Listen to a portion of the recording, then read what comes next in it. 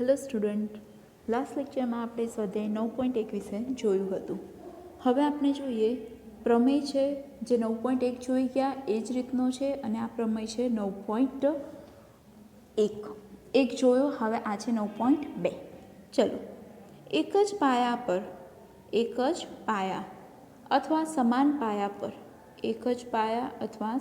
પાયા પર આવેલા અને બે સમાંતર રેખાઓની જોડ વચ્ચે આવેલા બે ત્રિકોણોના ક્ષેત્રફળ સમાન હોય છે. બરાબર. ફરી જોઈએ, એક જ પાયા એટલે કે સમાન પાયા પર અથવા આવેલા, અથવા તો બીજી વસ્તુ કઈ છે કે બે સમાંતર રેખાઓની જોડ વચ્ચે આવેલા બે ત્રિકોણોના ક્ષેત્રફળ સમાન હોય છે. અહીં આપણે એ સાબિત કરવાનું છે કે એક જ પાયા પર આવેલા અને બે સમાંતર રેખાઓની વચ્ચે આવેલા જે ત્રિકોણ બને છે એ બે ત્રિકોણો એકબીજાને સમાંતર હોય છે, તેમના ક્ષેત્રફળ સમાન હોય છે. અહીંયા લઈએ એક જ પાયા CD પર આવેલા બે સમાંતર રેખાઓ CD અને AB વચ્ચે આવેલા બે ત્રિકોણોના ક્ષેત્રફળ સમાન હોય છે. એટલે કે એરિયા ઓફ, એટલે કે અહીંયા જોઈએ એરિયા ઓફ AR, અહીંયા AR એટલે શું વંચાશે? એરિયા ઓફ એટલે કે ક્ષેત્રફળ ADC અને બીજા ત્રિકોણ છે ક્ષેત્રફળ CBA. Okay, area of ADC અને બીજું છે ત્રિકોણ એરિયા ઓફ ત્રિકોણ કયું છે? બીજું ત્રિકોણ છે ત્રિકોણ CBA અને એનું થશે એરિયા ઓફ ACB, એટલે કે પહેલું ત્રિકોણ અને બીજું ત્રિકોણ બંનેના ત્રિકોણના ક્ષેત્રફળ કેવા છે? સમાન છે, જે આપણે સાબિત કરવાનું છે. ઓકે, AC એ વિકર્ણ છે. વિકર્ણ ચતુષ્કોણને બે સરખા ભાગમાં ડિવાઈડ કરે છે અને તે બે ત્રિકોણમાં વિભાજિત થાય છે. ઓકે, ચતુષ્કોણ ABCDમાં AC વિકર્ણ છે જે ચતુષ્કોણ ABCDને બે ત્રિકોણમાં વિભાજિત કરે છે. એટલે લખ્યું પહેલું ત્રિકોણ અને બીજું ત્રિકોણ.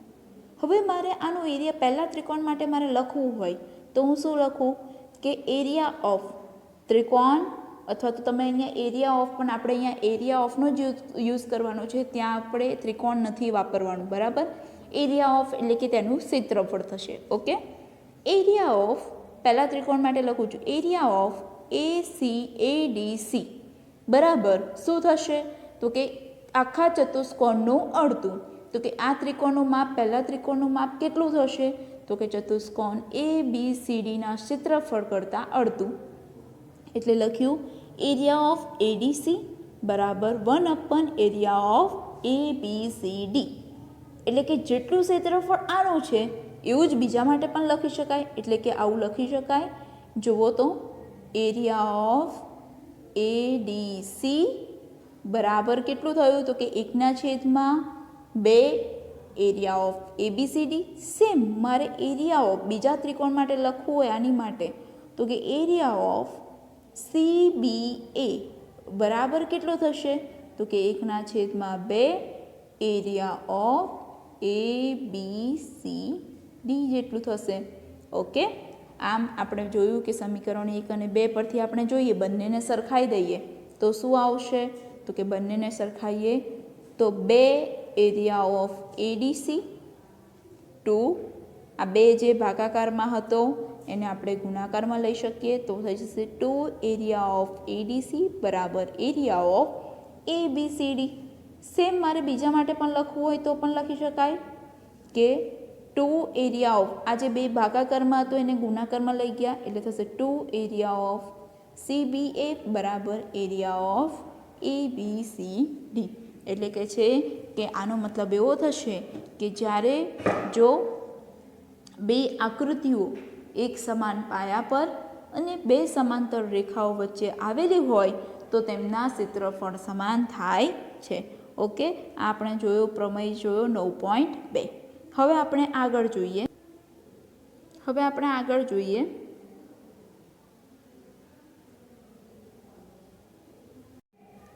આપણે જોઈએ સ્વાધ્યાય 9.2નો દાખલા નંબર 1.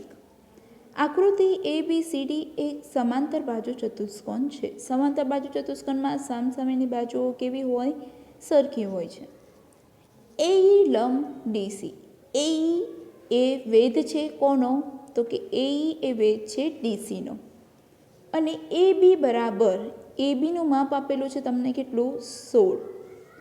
EE બરાબર, AEનું માપ આપેલું છે તમને કેટલું છે?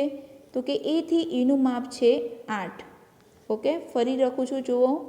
ABનું માપ આપેલું છે 16, AEનું માપ આપેલું છે 8 અને CFનું માપ આપેલું છે 10. તો AD શોધવાનું છે તમારે. બરાબર, ચલો જોઈએ. AE લંબ DC, AB બરાબર 16, AB બરાબર CD. કેમ? તો કે સામસામેની બાજુઓના માપ કેવા થાય? સરખા. એટલે આનું માપ પણ થઈ જશે 16. હવે આપણે ભણી ગયા સમાંતર બાજુ ચતુષ્કોણના ક્ષેત્રફળ અથવા તો સમાંતર બાજુ ચતુષ્કોણનું ક્ષેત્રફળ બરાબર શું થાય? તો કે પાયો ગુણ્યા વેધ. પાયો એનો કયો છે? તો કે CD એ તેનો પાયો છે, એ તેનું વેધ છે. તો કે CDનું માપ આપણે જાણીએ છીએ કેટલું છે? તો કે 16 છે. AEનું માપ કેટલું છે? 8 છે. 16 × કેટલા થશે? 128. અહીંયા ક્ષેત્રફળ છે માટે આપણે લખીશું સેન્ટીમીટર સ્ક્વેર. હવે બીજી બાજુ જુઓ, આપણને શું આપ્યું છે? CF લંબ AD. CF એ વેધ છે કોની પરનો? AD પરનો. તો આપણે લઈએ ચતુષ્કોણ ABCD માટે પાયો ગુણ્યા વેધ, સમાંતર બાજુ ચતુષ્કોણ માટે. બરાબર. અહીંયા તમારી જોડે શું છે? તો કે ABCDનું ક્ષેત્રફળ આપણે શોધી દીધું છે. કેટલું લાયા છે? તો કે ABCDનું ક્ષેત્રફળ આપણે લાયા છે 128. એટલે આપણે લખીએ, એની જગ્યાએ લખીશું 128. AD તમારે શોધવાનું છે જે આપણી જોડે નથી. CFનું માપ આપણી જોડે છે કેટલું છે? 10 છે. બરાબર. અહીંયા જુઓ શું થશે? તો કે 10 ગુણાકારમાં છે તો એ 10 જતા રહે છે ભાગાકારમાં, આ વાળા. એટલે થશે 128 ભાગ્યા 10. તો કે AD બરાબર શું આવશે? AD બરાબર 12.8 સેન્ટીમીટર.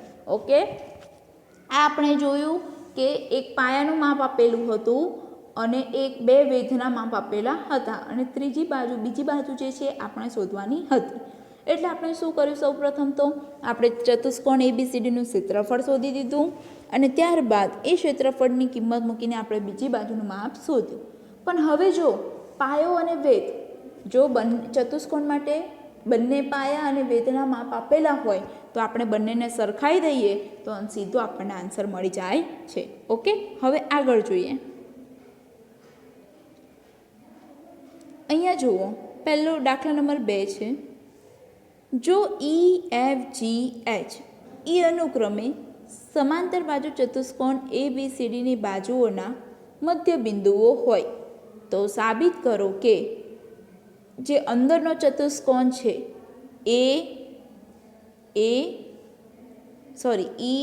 EFGH, તો કે એનું માપ એ આ ચતુષ્કોણ કરતાં અડધું છે. ઓકે, આપણે જાણીએ છીએ મધ્ય બિંદુ એ તેને અડધા ભાગમાં વિભાજિત કરે છે. બરાબર, બે સરખા ભાગમાં વિભાજિત કરે છે. એટલા માટે એમ તો આપણે જાણી જઈએ કે ભાઈ આ આખા કરતાં જે વચ્ચેનો ચતુષ્કોણ દોર્યો છે તેનું માપ આખા કરતાં કેવું થશે? અડધું. જોઈએ અહીંયા E અને G એ AB અને CDના મધ્ય બિંદુ છે. જો અહીંયા E અને બીજું લીધું છે G, એ AB અને CDના મધ્ય બિંદુ છે. AB અને CDના મધ્ય બિંદુ છે. EG ને સમાંતર BC અથવા તો EG ને સમાંતર AD છે. EG ને સમાંતર AD છે અથવા તો EG ને સમાંતર BC છે. બરાબર, બંને એકબીજાને કેવું છે? સમાંતર છે. સમાંતર બાજુ ચતુષ્કોણ કયું છે? અહીંયા આગળ જુઓ તો સમાંતર બાજુ ચતુષ્કોણ EBCG નું ક્ષેત્રફળ બરાબર સમાંતર બાજુ ચતુષ્કોણ EAEGD નું ક્ષેત્રફળ. એટલે કે છે કે બંનેના ક્ષેત્રફળ કેવા થશે?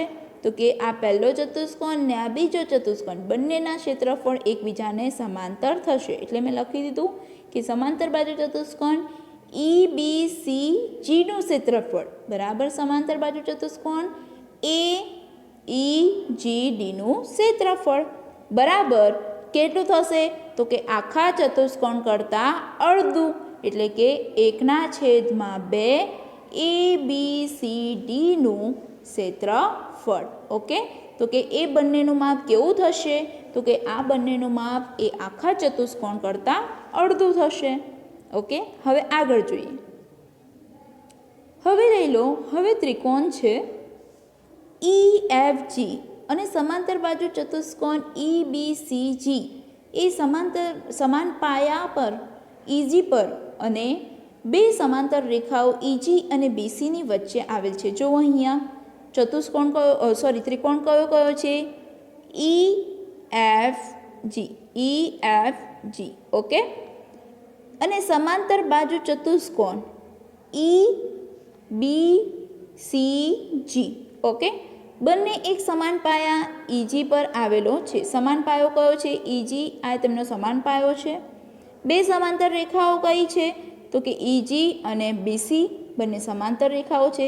આમ સમાંતર બાજુ ચતુષ્કોણ સમાન પાયા પર અને બે સમાંતર રેખાઓ વચ્ચે આવેલી આકૃતિઓના ક્ષેત્રફળ કેવા હોય છે? સમાન હોય છે. અથવા તો જો ચતુષ્કોણ દોરીએ તો ત્રિકોણનું માપ એ ચતુષ્કોણ કરતાં કેવું હોય છે? અડધું. એટલે મેં લખ્યું ત્રિકોણ EFGનું ક્ષેત્રફળ બરાબર 1/2 ચતુષ્કોણ EBCGનું ક્ષેત્રફળ. સેમ આપણે બીજી બાજુ માટે પણ કરી શકીએ. તો કે હા, એની બાજુ માટે પણ કરી શકીએ. ત્રિકોણ EHGનું ક્ષેત્રફળ 1/2 AGEનું ક્ષેત્રફળ, ચતુષ્કોણનું ક્ષેત્રફળ. સમીકરણ 1 અને 2 પરથી આપણે સરખાઈ દઈએ કે ચતુષ્કોણનું ક્ષેત્રફળ ત્રિકોણ EFGનું ક્ષેત્રફળ પ્લસ ત્રિકોણ EHGનું ક્ષેત્રફળ બરાબર 1/2 EBC પ્લસ 1/2 AEGનું ક્ષેત્રફળ. 1/2 બંનેમાંથી આપણે શું કરીએ? કોમન લઈ લઈએ. હવે અહીંયા જુઓ ઉપર, જો ત્રિકોણ EFG પ્લસ ત્રિકોણ EHG બરાબર શું થાય? ચતુષ્કોણ EFGH. ઓકે, સેમ અહીંયા જોયું આપણે કે જો ફરી ક્લિયર કરીને બતાવું છું કે ચતુષ્કોણ EBCG પ્લસ ચતુષ્કોણ EADG બરાબર શું થાય? તો કે ચતુષ્કોણ ABCD. ઓકે, તો આપણે સાબિત કરી દીધું. જો અહીંયા કે ચતુષ્કોણ EFGHનું ક્ષેત્રફળ બરાબર 1/2 સમાંતર બાજુ ચતુષ્કોણ ABCDનું ક્ષેત્રફળ. આમ બે ચતુષ્કોણના ક્ષેત્રફળ કેવા થશે? સમાન થાય છે, પરંતુ EFGનું ક્ષેત્રફળ એ ચતુષ્કોણ ABCD કરતાં કેવું છે? અડધું છે. ઓકે, અહીંયા ફરી એકવાર રિપીટ કરીએ, અથવા તો આકૃતિ પરથી તમને 1 માર્કમાં પૂછાય તો પણ તમે એનો આન્સર આપી શકો છો કે જો આખા ચતુષ્કોણનું માપ એ તેના વચ્ચેના ચતુષ્કોણનું માપ તે એના આખા ચતુષ્કોણ કરતાં કેવું હોય છે? અડધું હોય છે. ઓકે, અહીંયા સુધી સ્ટોપ કરે છે. આગળ નેક્સ્ટ લેક્ચરમાં જોઈશું. Thank you.